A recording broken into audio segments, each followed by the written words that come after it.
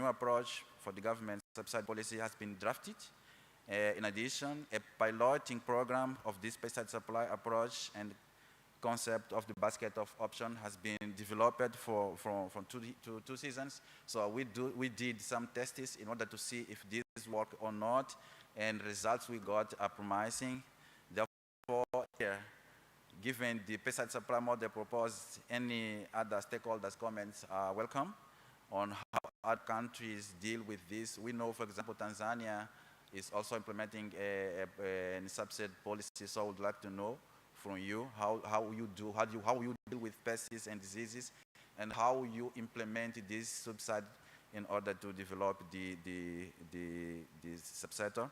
As I said, we are spraying now 20% of the existing cashew trees. We would like to expand this, and would like also to involve the private sector, which is not involved in this moment. So this is what I would like to share here, and thank you very much for your attention.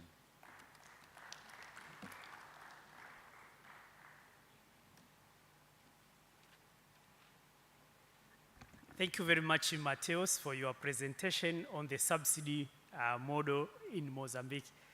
Sorry that the technology has let us down. We could not see the actual model on how the subsidy program is organized, between public sector financing, financial institutions, farmer groups, service providers. I think Tanzania sector has some lessons to learn here on how we could enhance our subsidy program. Very much impressed with the service providers. These SMEs which are really specialized in spraying the crop. As we know, that's kind of also an innovation. Not all farmers can really oversee proper spraying of their cashew trees. But it was also very interesting to see that initially the subsidy not only covered pesticide, but it also covered fuel, oil, but also in acquisition of the motorized sprayers. Very interesting. We have quite a limited time, so now I'll invite the second presenter, Upendo, Assistant Director, Crops Development Department at the Ministry of Agriculture, to talk about strengthening of extension service in Tanzania. So I'll give you only 5 minutes as we have to close the session by 9 o'clock. Thank you very much. Karibu Upendo.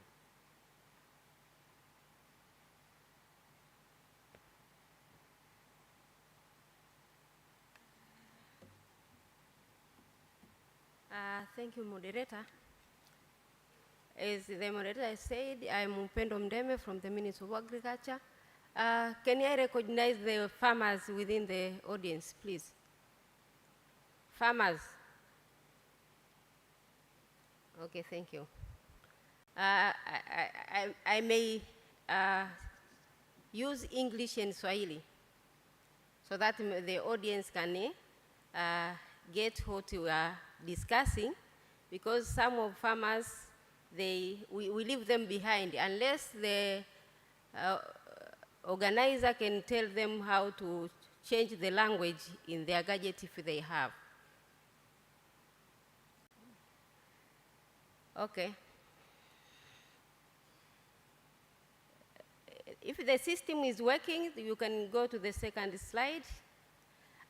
The presentation will cover just a few areas. There will be introduction. We have extension services in Tanzania. We are going to talk a bit on extension service provider and government initiative to improve extension services, challenges, opportunity, and the way forward. Continue. Agriculture sector is crucial in the national economy of Tanzania, and in 2022, it contributed to 26.1 of the GDP and 65.6 employments and 65 raw material for growing industrial sector. Also, it contributed around 30% of the export earning, and 114% of food self-sufficiency ratio. That we are having the food self-sufficiency ratio, that we are satisfying with the quantity which we are producing, together with what we are importing, we are now having the food security and nutrition. And the government of Tanzania, or the Ministry of Agriculture, we have 4 major priorities. One is to increase production and productivity, and the second one is on food security and nutrition. And the fourth, we have to improve the market availability and the sales capital for agricultural products, as well as to improve a national cooperative commission. And we know the cashew nuts, they are operating more in cooperative societies, and hence one of the priority of the government is to make sure that the cooperative in the country perform its duties and help the cashew farmer to get their market information, and also to get other information from the society which has been organized. Agricultural extension is the vehicle for improvement of agriculture in the country.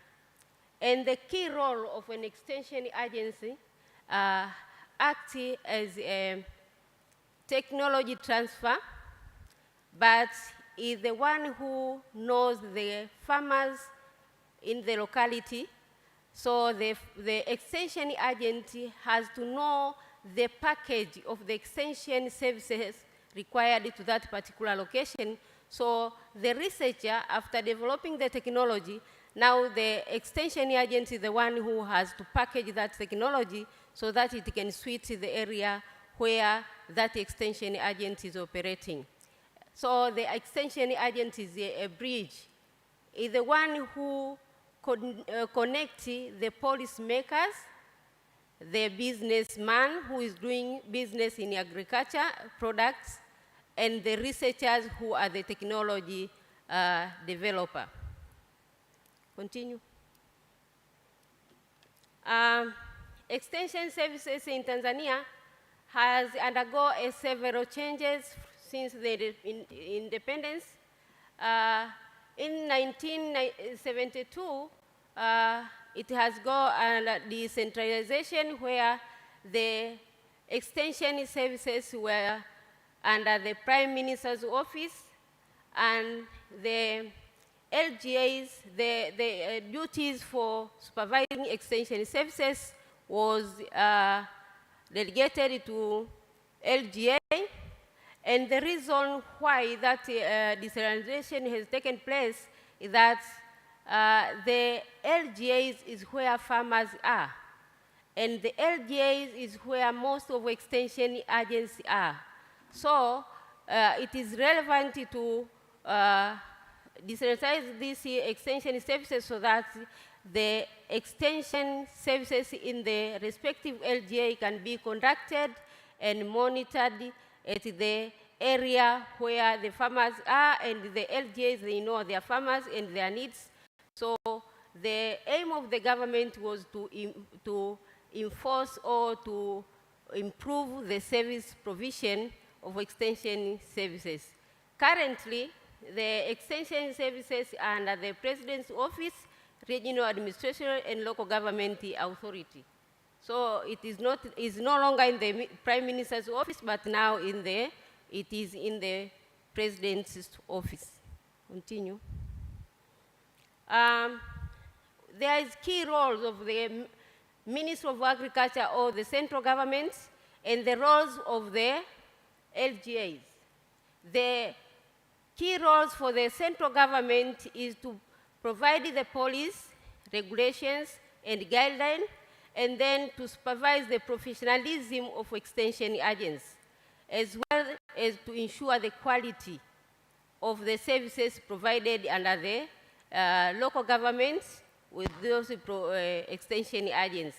And the LGAs, their major role is to translate what has been developed by the central government so that they can be implemented in the LGA level.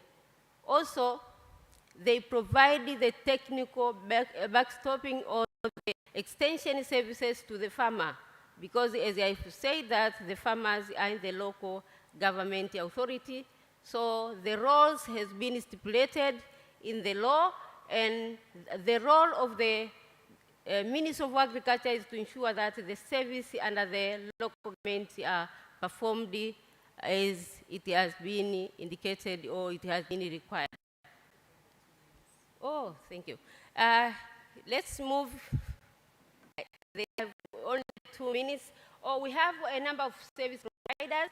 And these service providers which we have from the private and the government. The private, we have the CBO, we have the NGOs, but most of these services are given through the project. It means the services is free. That the farmers are getting, most of the farmers, they depend on the government support. Continue. We have a number of approaches, but the current approaches which are done, we have the farmer field school and farmers visit, and the other approaches which are used for extension services. Can you move, please?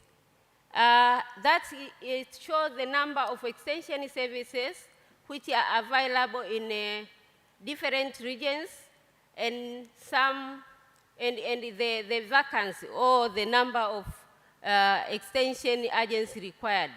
We have few agencies where the requirement is higher, but there are some initiatives which has been taken to make sure that the services are provided regardless of the few number of extension agents. Continue. One of the efforts done by the government is to provide the extension agents with the working facilities, transport, protective gear, as well as soil test kits. And we are providing the technical backstopping so that the farmer, they get the services from the extension agents who are well equipped with the technology. The picture indicated in that particular slide indicates the training session for soil testing by extension agents. Continue, please.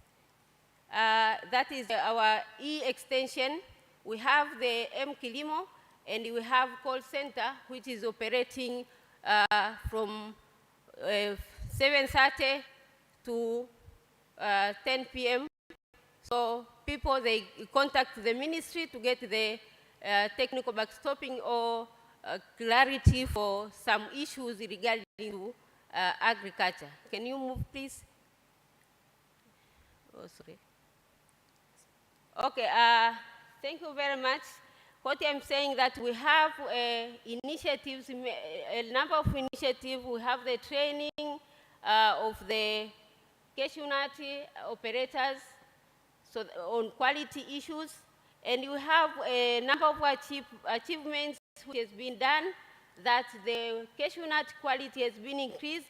Why has been increased is because of the effort which has been done, particularly given of these working facilities, as well as the training which has been conducted by different stakeholders, cashew nut body, Sokoine University, PHS, that the private services, they provide technical backstopping to extension agents so that they can get the knowledge and serve the farmer.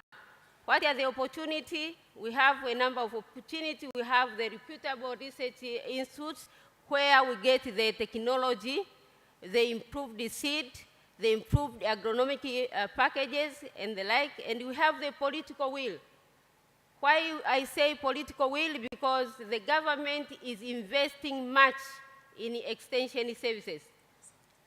So because we are going to share the material we are having, maybe we get the material because the time is not with us. So I thank you very much for listening. Welcome to Minister of Agriculture.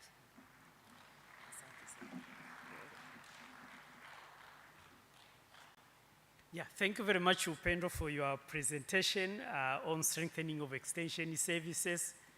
You saw the numbers, the number of words, almost 4,000 words, but also number of villages vis-a-vis the number of extensionists, which are slightly under 7,000.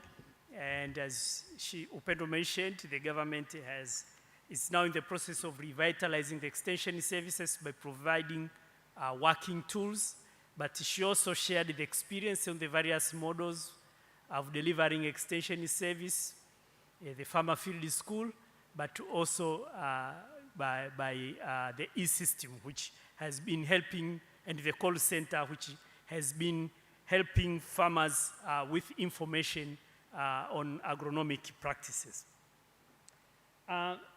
Okay, now because we are pressed with the time, fortunately I only have 2 panelists, so I'll ask each one question and see if we could have the second question if time allows us. Yeah, so I'll start with Donald. You have a microphone nearby. Yeah, so given your experience in the cashew value chain, how is the quality of extension service and agronomic practices at farm level affect the quality of cashew nuts, especially at the processing level? Thank you so much, Professor. I will start by introducing myself because I know other colleagues were outside. My name is Donald Elia. I'm a senior project manager from CARE Tanzania. Also working with Cashew project. Of course, CARE is working in a number of value chain, including cashew. We are working on tea, but also legumes in Southern Highlands. But because today is cashew, I will talk more about cashew. Before going straight to your question, first I want to mention this thing. We are talking of technology transfer, and to me, in terms of technology, I see 2 sides. We have the soft part, but also we have the hard part in terms of technology. And we have also, to me, I see we need like something like a conduit, whereby you'll be transferring this technology to the beneficiaries. And based on experience and listening to a number of presentations yesterday, it seems we have a lot of technology innovation so far. For example, I'll give an example of the TARI Naliende Research Center. They have a lot of innovation in terms of improved varieties, in terms of if you have an old trees, you want to improve it to get more harvest. That technology is there. But the challenge I see, and the discussion should be here on to me, I would say the conduit. How do we transfer this technology? This is where we have the critical challenges in terms of how we transfer the innovation which is there and reaching to a different farmer level, but all different groups. This is where we have the critical challenges. And we saw, for example, here a number of extension service providers, and that even in our project we are facing that one. You go to a ward, you have only one extension officer covering the entire ward. How do you expect this transfer of technology to happen to farmer? Now, coming to your question, in a real sense, the technological aspect in cashew affects a lot in terms of the final quality of cashew. because here we are talking of a number of technologies for farmer using the improved varieties. Farmers, how do they dealing with diseases and insects and a lot of technologies which are needed to make the good quality of cashew.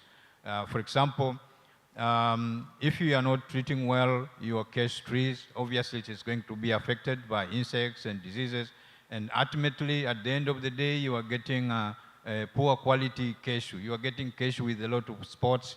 You are getting cashew with void nuts and a lot of other quality issues. So it has actually direct impact to the final product. Yeah, Donald, maybe a follow-up question to what you just said. What does it take to really transfer technology to farmers from either research centers or from private sector-driven kind of technologies? What does it take? What are the key issues that needs to be looked at in order to make sure that technology transfer has been done effectively and efficiently? Yeah, as I said before, to me, it's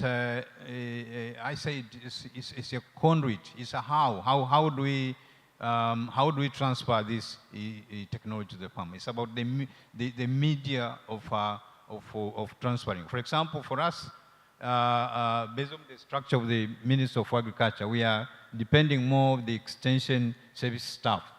And according to structure, we are expecting innovation from the research, from the private sector will pass through extension staff and reaching the farmers. But for the current situation, obviously, we are expecting that one is not going to happen because we have one extension staff in a ward having 3-4 villages with a number of farmers.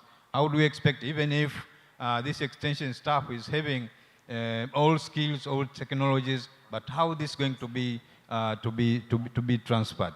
So it's about also the modalities. We can come up with a number of innovation. I'll give you one example, what we have tried to do in our project. Thank you very much, Donald. Because of limited time, I really appreciate. As we mentioned earlier, for technology transfer to happen, extension service plays a very important role. Now I'll turn to Nicomed. Your company, EFTA, we know has been providing leasing finance, especially in the agricultural sector as well as SMEs. One of the issues which we talked earlier is that technology transfer needs to be packaged also with the financing. We have heard about the input subsidy in Mozambique.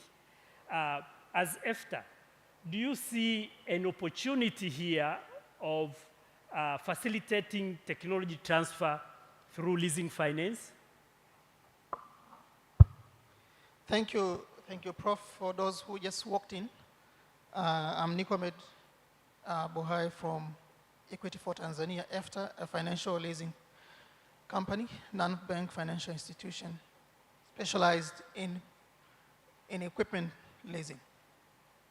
And in the context, Prof, of the technology, we're talking about technology transfer. I'd like to speak about the context of 2 presentations from my brother Mateus from Mozambique and my sister Upendo from Ministry of Agriculture. For any technology to be acceptable to the farmers who are actually the main target, we should be solving a certain problem. Yesterday, in the opening session, the Vice President narrated 4 major problems in cashew sector. I'll just focus on one problem that is related to the extension service.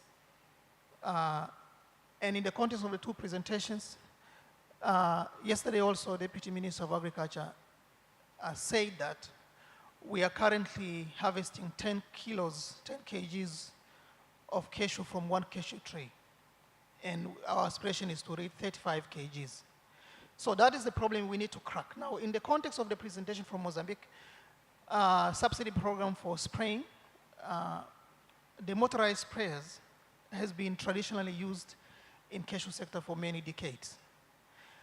It has been working fine when we had few cashew trees around the homestead. But going forward now, we have planted plantations cashew plantations. Will the motorized sprayer work in this kind of plantations? I think no. We need a different technology. The world has moved. The manufacturers of technologies of spraying, like boom sprayers, have now moved to manufacturing of drones. Drones will have been very effective technology to spray the cashew trees. But is that technology available and accessible to the farmers? I think the government subsidy program should be unlocking these kind of technologies, bringing in the private sector that can actually provide service. So traditionally, we've been thinking of actually supporting farmers, but I think we should be supporting also the service sector to the farmers, like the technology providers like these ones.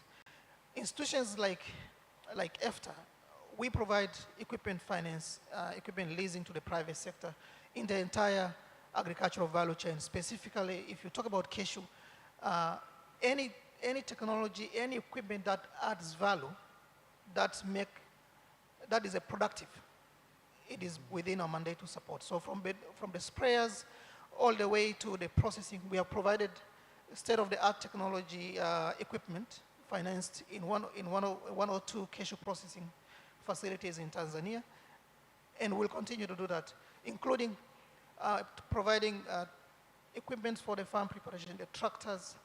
The technology has now moved with the low horsepower tractors for the cashew plantations. Cashew plantations don't need very heavy tractors, especially for cleaning or the weeding, etc. We're talking about 25 horsepower tractors, which is not known in this market. But this is kind of technology that needs to be promoted. But all the way to the, including the logistics, getting all this, the cashew to the market. We support all these kind of equipment. To sum up, our Vice President also mentioned about a problem of research and development, and he specifically mentioned about addressing the innovation in financing of the cashew sector, and specifically maybe entire agricultural sector. We have gone through that by, of recently, as last year, we imported 200 tractors directly from manufacturers. So it's a 2 years manufacturer's credit to the farmers in Tanzania, which has never been possible before. But we have really, I call it financial engineering, where the farmers are given affordable finance through getting involved with an international manufacturer. And of course, there is a facilitation of international banks in the whole transaction. But this is kind of an innovation that needs to be brought in to finance these kind of technologies to reach the farmers. Thank you very much, Nico made. Yeah, it's quite an interesting discussion. He has mentioned a number of machinery and tools that could be made available to farmers in order to enhance their productivity. As you mentioned, in the motorized sprayers, you can have the small tractors, but you can even also have the chainsaw, in pruning and yeah. But maybe just one last question, which I'd like you to just to respond briefly. The issue of service providers. I think I see this as a kind of innovation where you have specialized service providers. Do you see that as an opportunity here in Tanzania for SME, especially for youth, given that Tanzania has really embarked on a big youth program, Building Better Tomorrow, or BBT? Do you see that as an opportunity? I think it is an opportunity that is now feasible, and this is the right time. There may be, people may think that it's difficult for farmers to embrace these technologies. Yes, they will not embrace these technologies until they see that these technologies is adding value, is solving the problem. I can give you, I'll just digress a bit. The wheat sector in Tanzania, I think few people know about this. For decades since I was a small boy, the smallholder farmers, 1 acre, 2 acres, are fully mechanized in the wheat farms in Tanzania, from farm preparation all the way to the harvesters. So the big John Deere combined harvester will go into 2 acre and harvest wheat. That technology has been embraced and accepted by the smallholder farmers. In cashew, we need to promote these kind of technologies so that the farmers accept. So the youth can be the driver in this kind of embracing the new technologies. The technology of drone spraying, which I just mentioned, is more youth savvy. It involves less physical or manual work. It's more driven on technology, and it can be efficient and used by and reach many farmers in a very short. Thank you very much, Nicomed. So I would just like to provide a brief summary that this session has been focusing on technology transfer from farm level up to processing. We talked about the soft part of the technology, especially through extension service, but we also talked on the need for packaging, technology transfer with financing. You have heard an example of Mozambique, where the government has been providing subsidy, but also an example of EFTA that has been facilitating leasing finance. I think our presenters and the panelists have really done justice to this topic. The time is not enough, but we have been able to touch the key elements of what it really takes in order for technology transfer to happen. Thank you very much. Let's give a round of applause to our presenters and the panelists. Asante sana, thank you also for listening.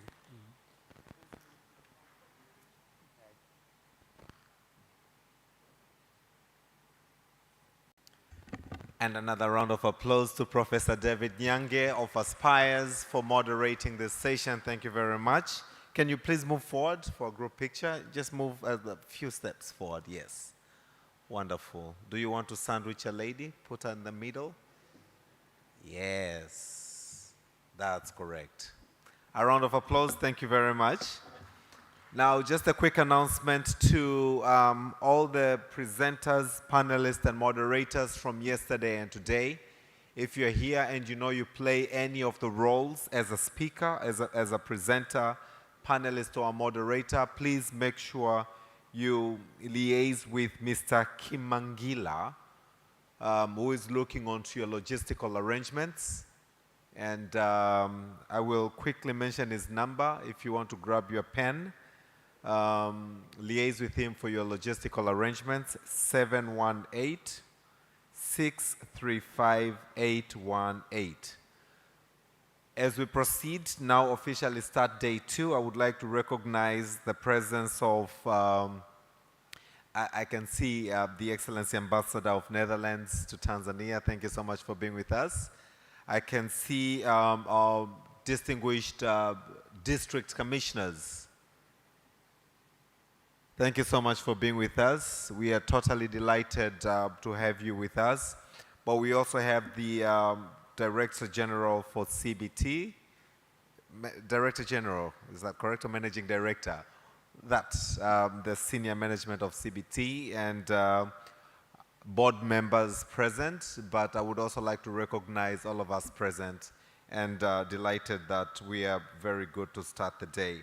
So the gentleman for the recap, there's a gentleman who is to do a quick recap. I will give you 2 minutes to tell us, 2 minutes, that is 120 seconds, English, to tell us what transpired yesterday.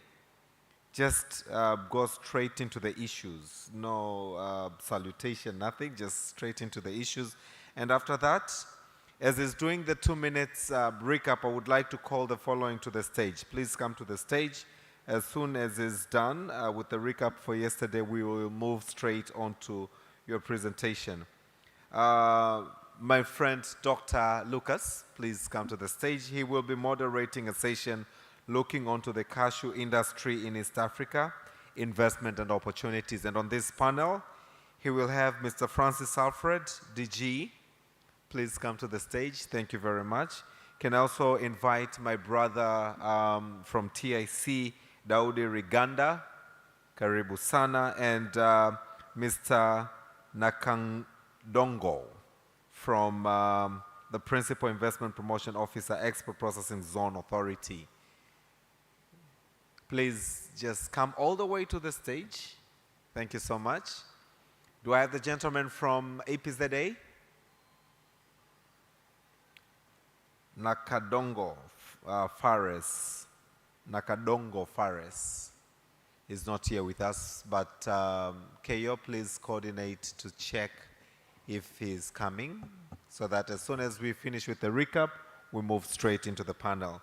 So, Dr. Lucas, as soon as the gentleman is done with the recap for yesterday, you take over. I will not come to bridge anymore. Okay? Thank you so much. We need to catch up with time.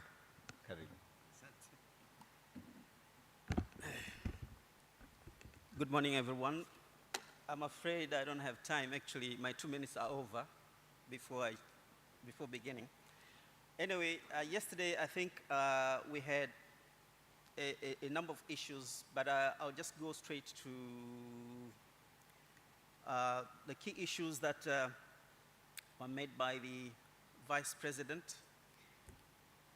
Sorry. Okay. Okay. And these were to do with the increase of production of cashew nut. He reiterated some of the efforts that the government has made towards improving this production and productivity of cashew nuts. And he made 4 reservations, and I thank one of the colleagues here who actually reminded us of the 2 of those reservations. Number 1, a limited cashew nut value addition. There are a couple of issues that were raised there, and there was a call that was made to invest in modern processing facilities prior to exportation of raw cash, which of course led to a number of problems, including loss of jobs,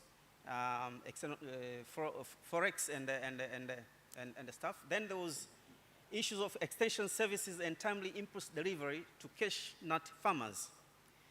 There was also inefficiency and marketing system, and then research and development in the cashew nut industry. And I think one of the colleagues mentioned these reservations that were made yesterday. Okay, so after this speech, actually, we had 2 clusters, one Mikumi and the other one. Okay, before the clusters, there was a keynote speech, and the issues raised are the same, that importance of improving cashew nut production for the benefits of farmers and the increasing of the economy, of the growth of the economy of the country, and so on and so forth. So there are a number of issues that were raised here. And after that keynote speech, then we split into 2 clusters. There was a Mikumi cluster, and then there was a Ruaha cluster. Mikumi had 2 sessions yesterday. One was on raw cash production and agro-mechanization and the climate change mitigation measures. And I think those who were in Mikumi hall would remember, our Black Stars Brothers solidarity yesterday of, talking about cocoa production and cashew nut production, but in relation to climate change, that they are saying that climate change is actually favoring the growth of cashew nut vis-a-vis cocoa. And I don't know, is cocoa now becoming extinct crop? I really don't know. Maybe they didn't go further. Then there was a session 2 in session 2 in Mikumi, financing mechanism in cash industry. There are a number of issues that were mentioned here, but there is a need of producers to contextualize farmers and profile producers in terms of what they need. They say maybe, what came out as a takeaway is that, financial institutions are not really very willing to finance farmers because of some reasons. But of course, there were measures that were suggested. In Ruaha, there were 2 sessions as well yesterday. One was digitalization in cash industry, and this is enabling or improving processing by leveraging digital technology and digital data. So this was meant to actually enable farmers to have access to agricultural inputs, financial services, and agricultural extension services. So there was a concern of how do we actually empower women with digital skills to access these services. That was that. And there were some discussion points there. How can we make use of digitalization to empower women? Women have said that already. Integrating digital skills to farmers to improve their access to finance, I've said that already. So we need to motivate private financial institutions, that they said, to come up with tools, establish conducive environment to attract investors. Session 2 was on empowering women in Tanzanian cashew value chain, gaps, opportunities, and policy option. Here, it was found that men and women play distinct roles along the cashew value chain and face different constraints and opportunities. So women face greater constraints to cashew production in Tanzania. Women dominate small processing, but face constraints to accessing raw cash and marketing cash. So there are some government achievements, efforts made, gaps, okay? But, okay, the discussion here focuses on, while women have heavily engaged in the cashew value chain, they are constrained in the production and processing nodes and in the domestic marketing channel. There are limited opportunities to increase women's empowerment through cashew production. Men dominate decision, and control over income, while women tend to provide only household labor. So women have greater control over processing compared to production. So the intervention here is needed to address intensity of processing by providing equipment. Discussion points included importance in including youth, both men and women, in the women groups, because it was found that these groups actually excluded boys or men, and therefore it just, it just makes matters worse. So there's a need of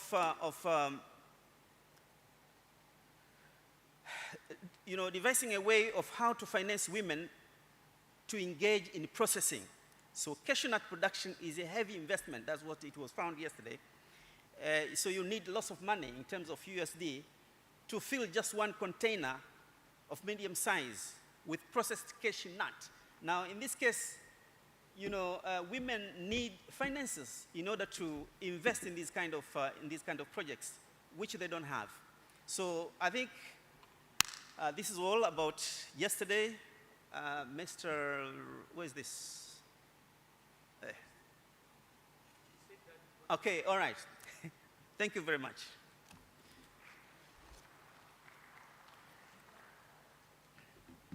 Thank you very much, moderator, for presentation of what transpired in the yesterday's meeting. Now, this is the second session today, which basically should have been the first one if we were able to complete yesterday on time. It focuses on the investment in the agriculture sector. And just to give a context, one of the biggest challenges that the agriculture sector in Tanzania is facing is lower investment. And of course, our farmers are not loanable, hawakopesheki. And even the financial institutions that are designated to provide credit to small-scale farmers, they find it difficult to extend that credit to farmers. As a result, productivity is quite low, making our agriculture outputs less competitive when it comes to export in the world market. So the question is, what are the barriers for investment in the agriculture sector? We have a number of presentations that will try to unpack what is the real challenge. And I think I had a good number of people, but I can see only two. Let me see. Yes, we have Mr. Francis Alfred, Director General, Cashew. Yes, and then we have Mr. Daudi Riganda, Investment Promotion Manager. Yes, thank you very much. And then we have Mr. Nakadongo Fares, Principal Investment Promotion Officer, EPZ. If he's on the floor, could he come forward? Then we have other panelists, I have 4 panelists. Hamad, Director, Zanzibar National Chamber of Commerce. If you are on the floor, please come forward. Thank you very much. And then you have Vicent Mondlane, Institute of Nuts of Mozambique. Take your seat. And then you have Dickson Kiabasita, Executive Director, Uganda Cashew Value. Yes, come forward. And then we have Tej Nash Ramanial, Head of Cashew Nuts, Arise. And then you have Honorable Ambassador, Dutch in Dar es Salaam. Please come forward. Just one clarification. Yes. Mr. Tejas couldn't be there. So he was my colleague, Mr. Nived Shetty. Exactly. So when I mention him, you just come. You mentioned him just now. Yes, then you will come. Okay, Ambassador. Have a seat there.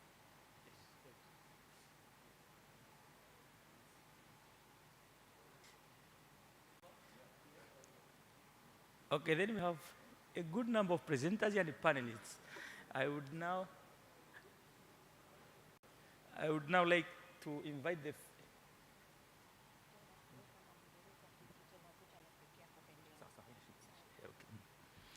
Okay, I would like now to welcome the presenters, 3 of them, each one 6 minutes, and then we shall allow discussions from the panelists. So if you can keep time, then we are able to have discussions, and if time allows, we can allow few people from the audience to also comment on the discussion. So I'd like now to welcome Mr. Francis Alfred, 6 minutes, if you can keep that, please. Thank you, moderator. Because of having only 6 minutes, I'll use 3 minutes to talk here and 3 minutes for the video. So please, those who are preparing that video, it should be sent by on the screen for viewers to observe. I'll go straight to the subject matter. Tanzania is among the major producers, Ivory Coast being the leading producer in cashew. We are producing an average of around 2,000 to 250 metric tons per annum. And now in Tanzania, initially we used to have only 5 regions, but now we are having 17 regions. I don't need to repeat more because yesterday, most of the presenters and officials said yesterday they mentioned those regions which are growing cashew.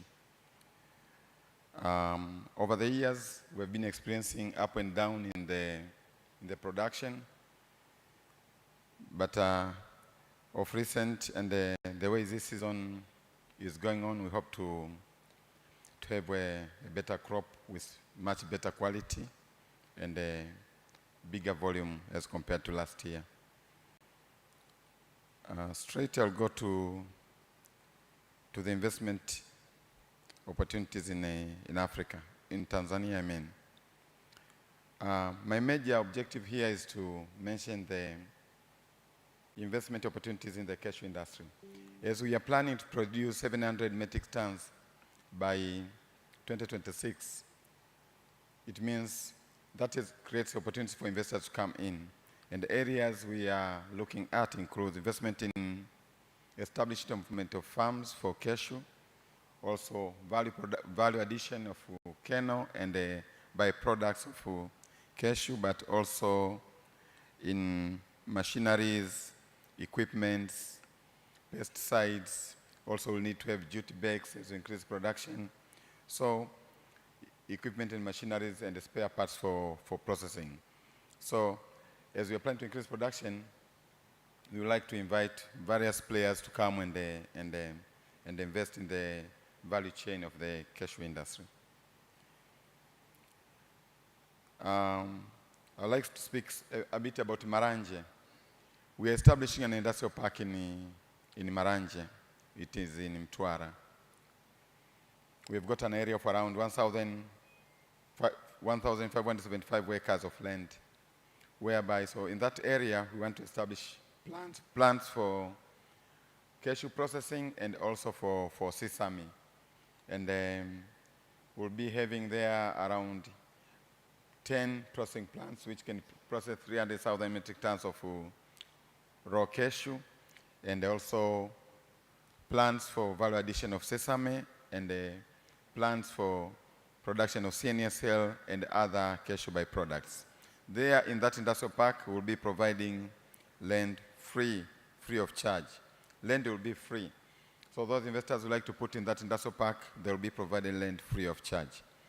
And also, there will be availability of, for processors of cashew, we'll provide them raw material for cashew. We'll aggregate raw material to make sure those who will be having plants at that area, they'll be able to get enough raw material to process throughout the annum. So the government will provide a special arrangement for raw materials for those people who will be processing cashew in that industrial park. So the challenge of having raw material will be no longer a problem for those who will be coming in the industrial park. But apart from the industrial park, also we continue supporting other plants which are, or factories which are outside the industrial park. The area is not far, it's only 30 kilometers from the port, and also only 15 kilometers from the airport. So it's very convenient for transportation from the park to the port and the other areas. And we are expecting there will be having electricity, water, and a gas pipeline, because in Mtwara we've got gas also. So it could be a cheaper source of energy. So we want to invite investors to come and invest in that area. We've got incentives, which includes EPZDA. We'll be talking later by people from the EPZDA and the TIC. But also, you know, Kenos is not charging export levy, but also we've got cheap labor and a reliable source of energy and water.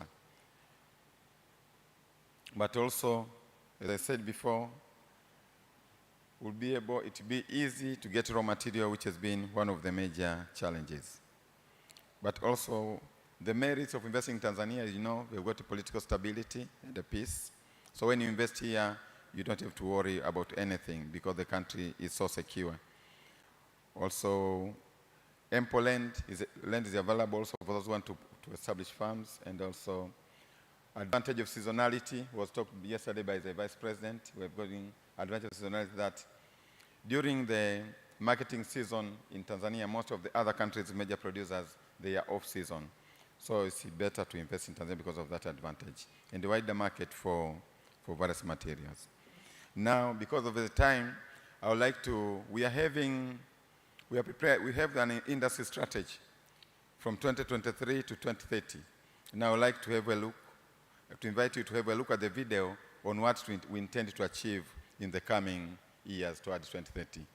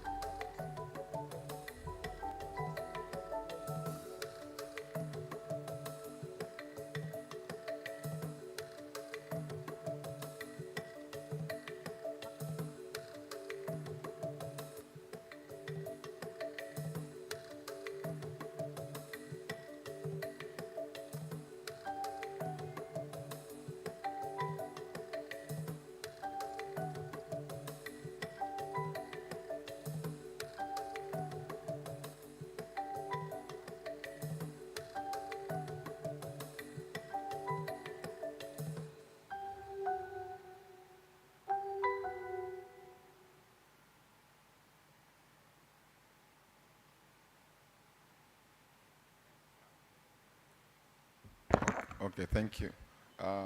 Unfortunately, there was a sound, but it was not being heard. So maybe at a later date, a later time, when we get more time, we'll be able to show it with the sound on the background, which could not be heard during the video. Thank you.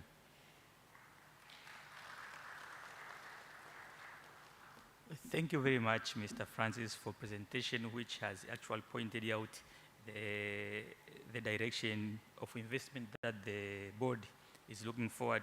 We have also seen the video on the kind of reforms in terms of investment that the board is planning before 3010. We are hoping that things are going to be much far better than the year now. I would like now to welcome the second presenter, this Mr. Daudi Riganda. Again, 6 minutes, and I would love that you keep that time. Thank you.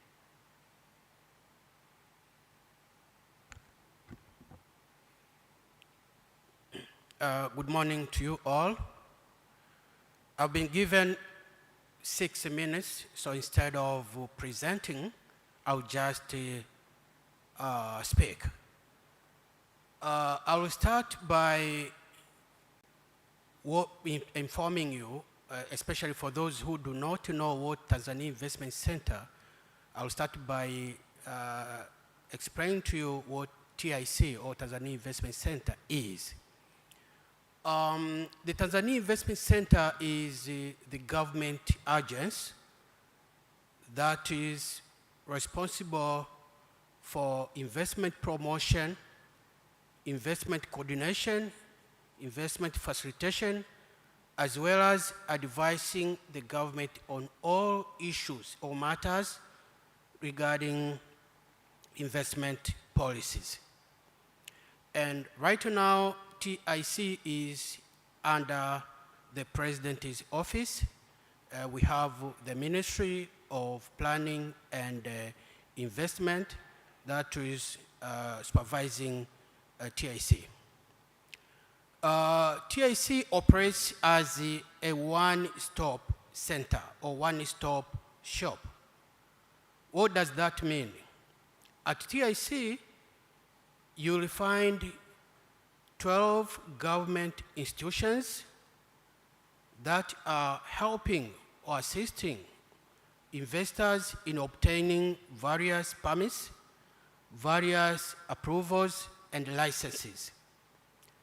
We have TRA, we have NIDA, we have BRERA, we have Ministry of Lands, we have Department of Labor, we have Immigration Department, we have OSHA, we have NEMKI, just to mention a few. So there are about 12 government institutions working at TIC under one roof. Recently, we also established an online platform, or an online or digital, we can call it a digital platform, to save investments electronically. And that platform is called Tanzania Electronic Investment Window. So you do not need to come physically to TIC. You can apply any license, any approval or permit through that window. In terms of experience, Tanzania is right now considered as the best investment destination in Africa. And in fact, is in top 10 of the African countries with the attractive investment destinations. We have the national vision of 2025, which is to make Tanzania a semi-industrialized country by 2025. TIC is mandated, is given that mandate to make sure that we encourage, we promote, and facilitate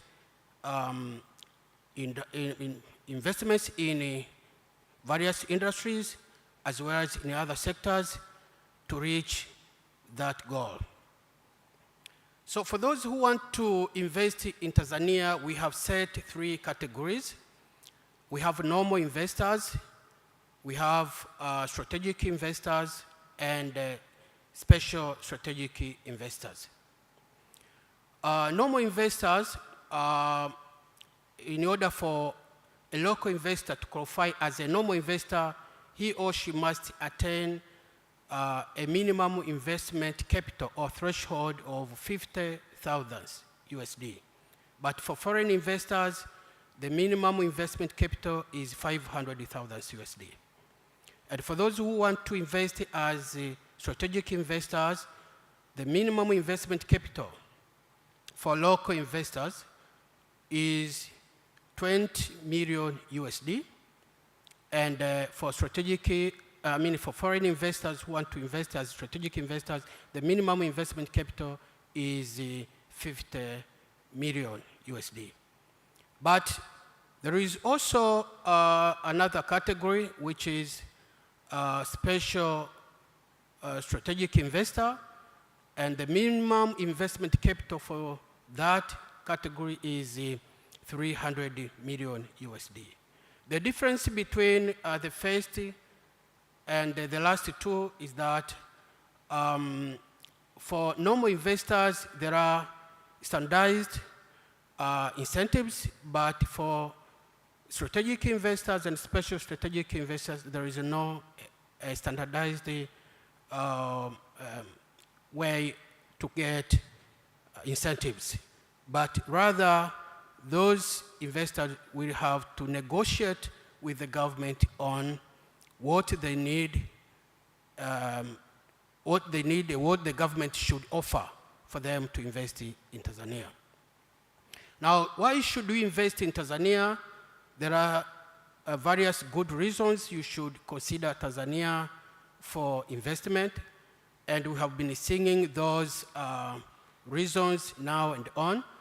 One is because of peace and political stability, and 2 is because of economic stability.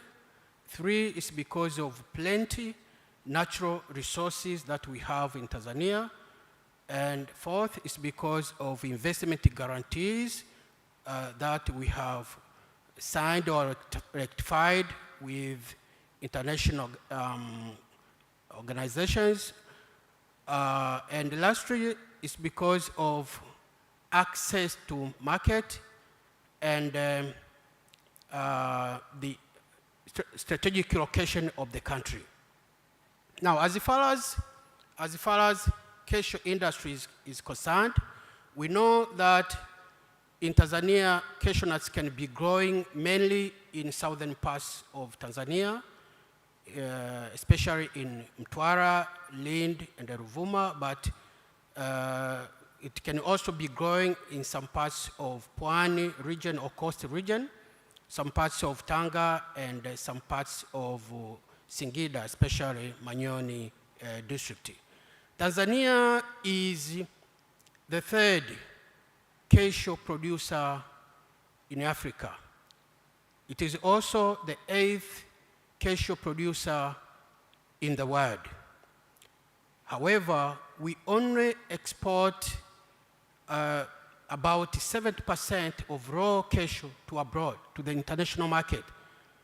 Therefore, there are opportunities in the whole value chain of the cashew, from production, value addition, processing cashew nuts, in equipment and machinery production, as well as in trading or marketing the product. Up to that point, I want to welcome you all to invest in Tanzania, and thank you very much for your attention.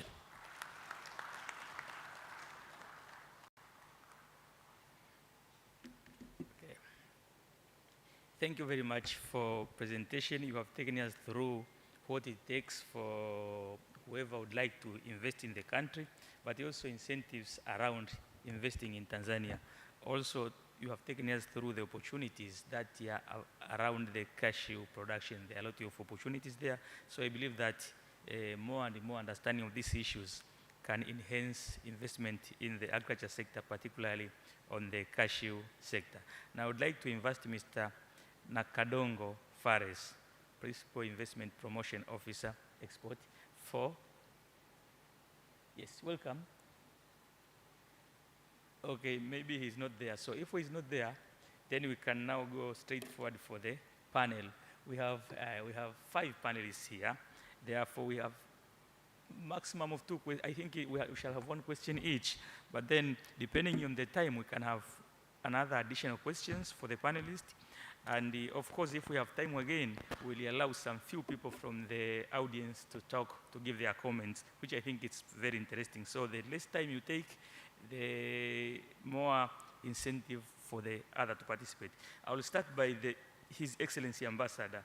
Now, I mean, Excellency Ambassador from the Dutch Embassy, we know that Netherlands is the country that has invested a lot in the agriculture sector. Of course, you know the weather is very harsh, but we have invested a lot in the sector to the extent that you are one of the biggest countries that is exporting agriculture products worldwide.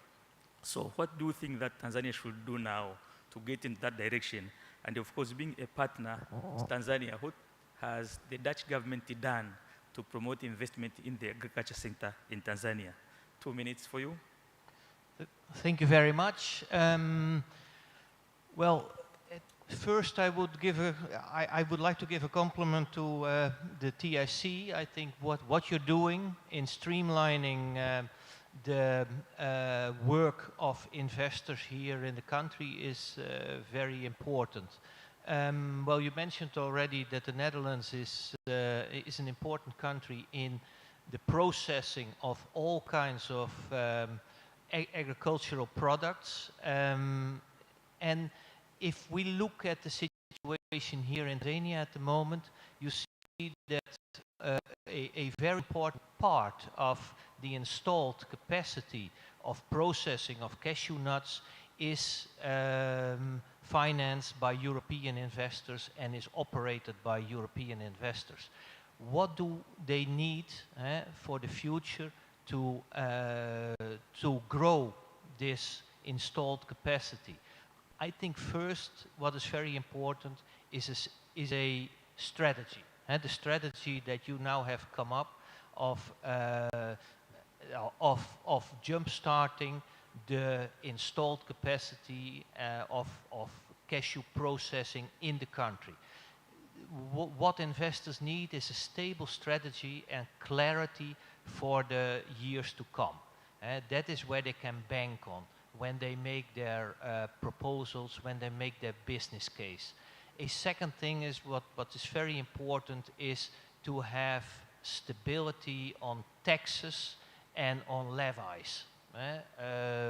What you see now is that investors need to pay a lot of levies, and that every year it seems to go up. That is killing for your business proposal. And what is extremely important for the investors, especially the ones that target the European and the US market, I think, is that they can buy directly from the farmers, that they have the contact.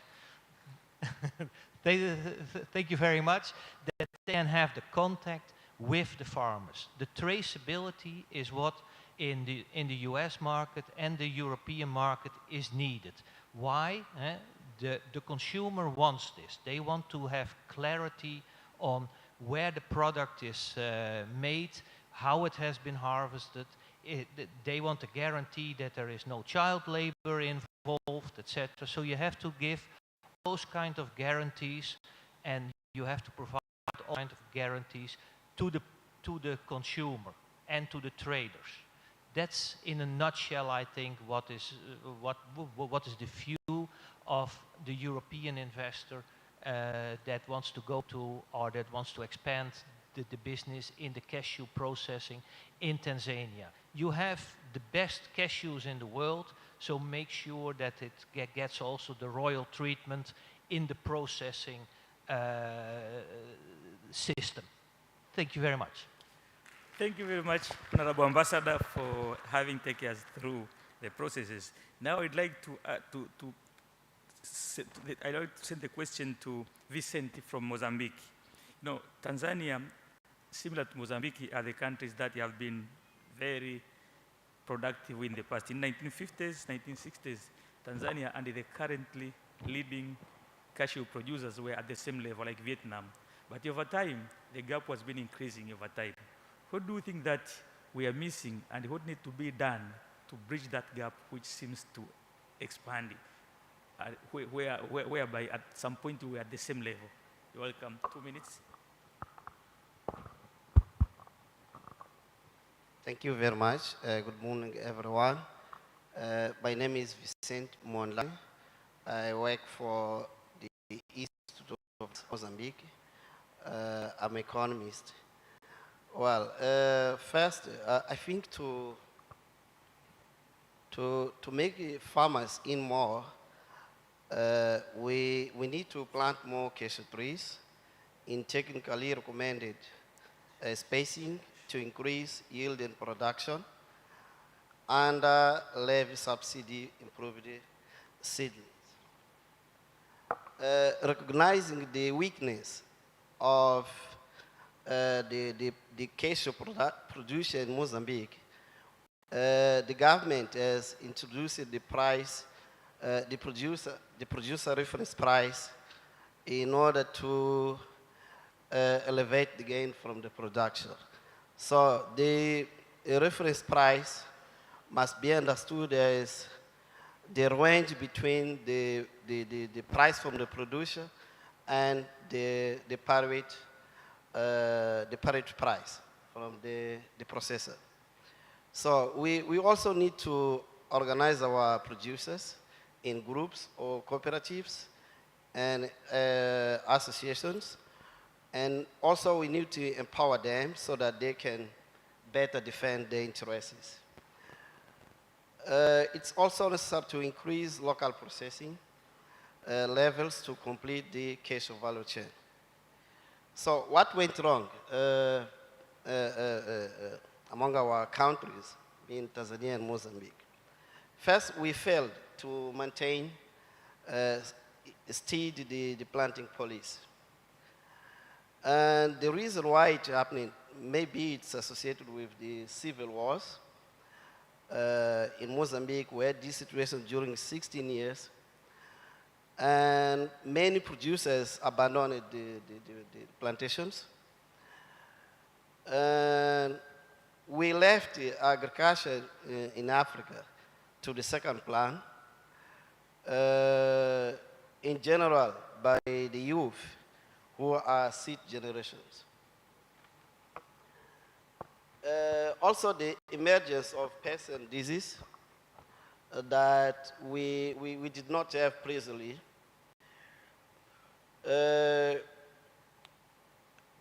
Also, we faced the abandonment of cashew plantations or inefficient management. We also faced the collapse of the processing industry. We also have had a problem of weak research in terms of capacity and also the aging of the cashew trees. And thank you very much. Yeah, thank you very much, Vincent, for having taken us through the challenges that the countries have been facing to the extent that they are lagging behind the other countries that they were at the same level in the past. I will have follow-up question later on if we have time, but I would like to ask Dixon from Uganda. The question is like, one of the, when you look into the Tanzania, is 8th country with mainland water bodies. Some of them, the country shares with Uganda. And of course, despite that opportunity, we also see that our agriculture, almost in both countries, less than 10% depends on irrigation, despite the opportunities. And as the result, we are experiencing lower productivity, yet the opportunities of increasing productivity through investment in the irrigation schemes where it could address some of these challenges. So what do you think that, why are we not able to tap that opportunity, and what needs to be done to get there?